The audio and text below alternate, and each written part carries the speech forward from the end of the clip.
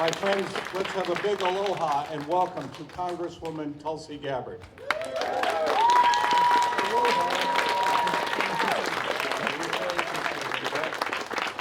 We give Jay a round of applause, please. Thank you so much for being here, for your introduction, and for your leadership and service. Thank you all for coming out this evening. What a beautiful night, huh? It's good to be here in Mason City. This is our first town hall here, and I want to recognize a few of the local leaders. Joanne Hardy is the chair of the Sarasota Democrats. There she is. Thank you so much for your leadership here. And we have State Senator Amanda Reagan here as well. There she is. Thank you so much. And we also have Randy Black here, who is the chair of the Wingding event that we had not long ago, and his fiance Joseph, who took great care of us at that event. Thank you guys for being here this evening. What a wonderful community that you have. You're really grateful to close out this day here. We started out this morning in Dubuque. We had a town hall there, we had a town hall in Waterloo, and have made our way here tonight. And what is so inspiring to me is that no matter where we go, we are meeting with people like you. People are coming out motivated and inspired to be the change.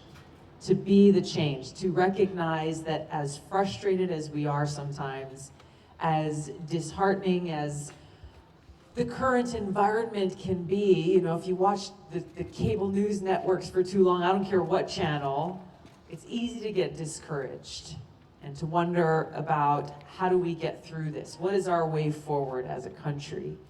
And why I'm inspired, why I'm smiling, and why I'm optimistic is because our way forward lies in the hands of the great people of this country.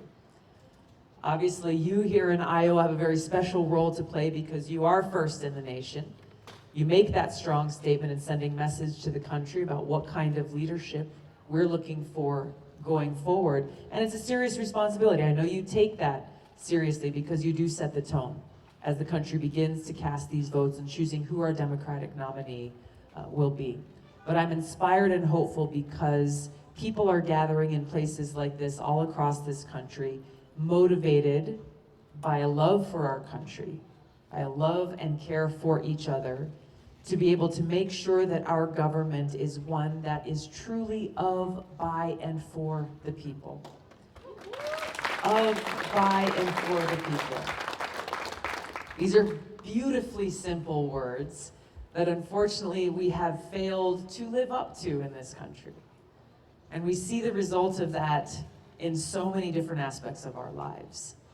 We see how instead of a government of, by, and for the people, what we really have is a government of, by, and for the rich and powerful, the very few, special corporate interests, self-serving politicians, people who are more interested in their own selfish interest rather than really listening to what are the needs of the people in this country and how can we best come together to serve those needs.